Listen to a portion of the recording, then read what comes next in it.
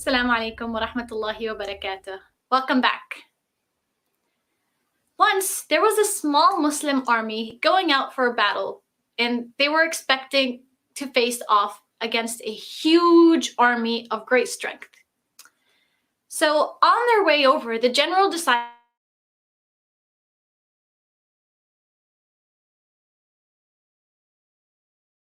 to drink more than a handful of water, and whoever drinks more than that, they will not be able to continue with him onto the battlefield. Most of his army went straight for the river and they kept drinking until they felt satisfied. They drank way past his limit of just a handful, so the general sent most of his army home and he was left with just a handful of soldiers.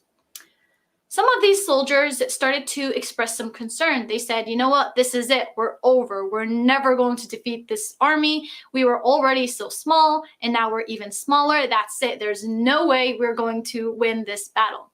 Others responded and said, that's not true. We're definitely going to do this. We're going to go. We're going to be able to defeat them. How many times in history did a small, tiny little group defeat a huge army? Bi-idnillah. By the will of Allah. Allah subhanahu wa ta'ala made it happen before, He can make it happen again now. So let's go, let's get into this battle, and there's nothing stopping us. We're going to win.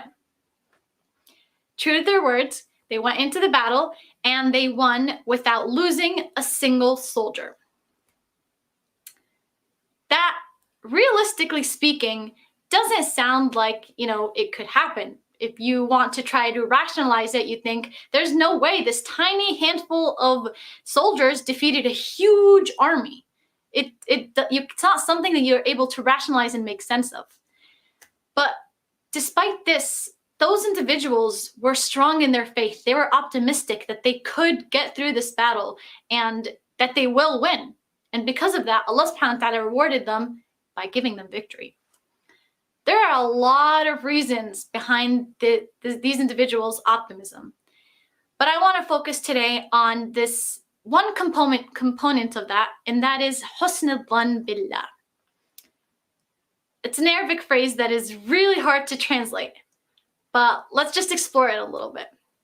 Husn al-dhann billah means thinking highly of Allah. It means assuming good from Allah. It means putting Allah at such a high standard, at such a high rank, that you start to expect nothing but good from Him.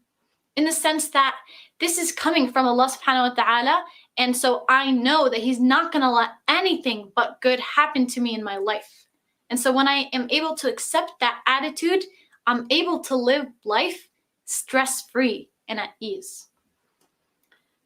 The Prophet ﷺ, he told us in a very long hadith Qudsi that Allah subhanahu wa ta'ala described Himself, and He said, I am what my servants think of me. I am what my servants assume of me. If my servants assume good of me, I will be good to them. If my servants assume bad of me, then I will respond accordingly. Let's take an example that is familiar to all of us. And that's whenever we go to donate some money. We've all heard countless times that when you give some money for charity, it never decreases, but actually will come back to you in multitude. We know it, but how many of us actually believe it? So when we come to give money in charity, do we stop and think and hesitate and say, well, you know what, I need these $5 and I'm saving up? Do we start to think, is it actually going to come back? How is it going to come back to me? And you start to hesitate. So sometimes we give those $5 and we say, let's see, is it going to actually come back or not? We start to put on this attitude where we're kind of like testing Allah subhanahu wa ta'ala, trying to see, is He actually going to give me what He promised, or is He not? So when we have that attitude, when we don't assume the best of Allah, and we start to kind of not believe that He's going to give us what He promised, then Allah subhanahu wa ta'ala says, I'm going to respond to you accordingly. I'm not going to give you, accept what you expect of me. You expect that I won't fulfill my promise, then in that situation, Allah subhanahu wa ta'ala may not give you your money back in multitude. So this example highlights how important it is to have this attitude in life of assuming nothing but good from Allah subhanahu wa ta'ala in the tiniest little things even.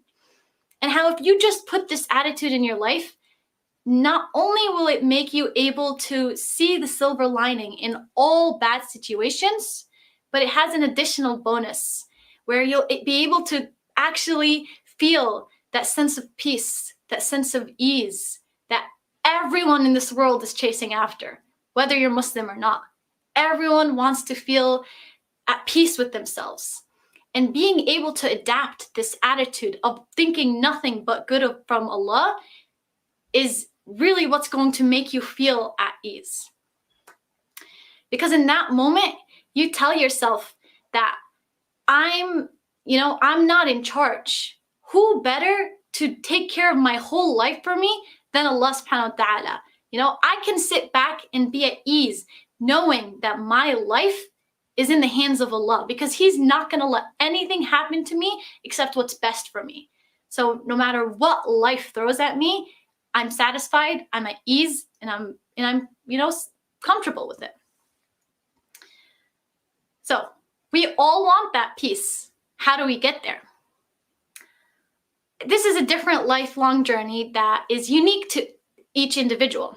But I'm going to give you 2 things that you can try to adapt into your own lifestyle that'll bring you closer to having this husn al-dhan billah, having this ability to think nothing but good of Allah subhanahu wa ta'ala. And that's in 2 different situations.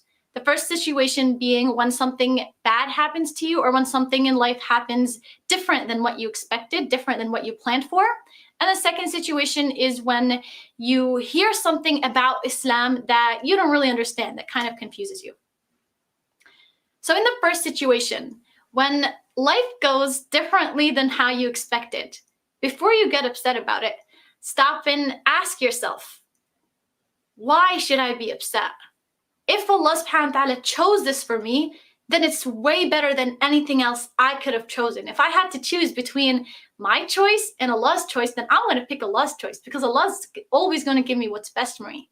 Kind of like when you're taking a test and you go to your teacher, you have a question and you tell your teacher, I'm thinking the correct answer is B. This is what I'm really leaning towards too, but I just want to see, could you help me out a little bit? And your teacher tells you, look at A carefully. Don't cross A out just yet. Your teacher is telling you A is the right answer. Now, if you're going to go back to your seat, why would you pick B? Because you want to succeed. Your teacher definitely knows what the right answer is, and your teacher wants you to succeed too. So if your teacher is telling you A is correct, then you're going to trust her and pick A. It's that simple. Obviously, there's no example that meets the example of Allah subhanahu wa ta'ala, but this can help us understand that if Allah subhanahu wa ta'ala is telling you this is the right choice, you should do this, then just like I'm going to trust my teacher, she made the test, I'm going to trust Allah, I'm going to accept what He says, and I'll sit back and be relaxed, because I know that at the end I'm going to win, I'm going to be successful if I'm going with what Allah has asked of me, with what Allah has given me. So that's the first situation. The second situation is when we learn something in Islam that kind of confuses us, that we aren't really understanding it. So there's 2 things that I want to say about this. First, your immediate reaction should be, if Allah said this and if Allah commanded this of me, then I know that it's good for me, so I'm going to accept it and I'm going to apply it without any hesitation. I'm going to submit myself to Allah subhanahu wa ta'ala's will. Then the second step is ask. Ask the right people, ask with the right intention, ask the right questions. Ask so you can understand, so you can get rid of doubts, not so you can look for loopholes, not so you can, look for an argument. Do all of this with an open mind and with that full trust in Allah subhanahu wa ta'ala, and I guarantee you that you will be able to not only feel self-satisfied with that action, that commandment of Allah subhanahu wa ta'ala, but you'll also be able to see some of Allah subhanahu wa ta'ala's wisdom behind that. I ask that Allah subhanahu wa ta'ala is able to make us I ask that Allah subhanahu wa ta'ala makes us of those who are able to think good of him and nothing but good. I ask that Allah subhanahu wa ta'ala make us of those who accept his qadr for what it is, and not just accept it, but are happy and satisfied with it, that we are content with Allah subhanahu wa ta'ala and his rulings for us. Ameen. Jazakumullahu khairan. Thank you guys for joining me once more for another video. Assalamu alaikum wa rahmatullahi wa barakatuh.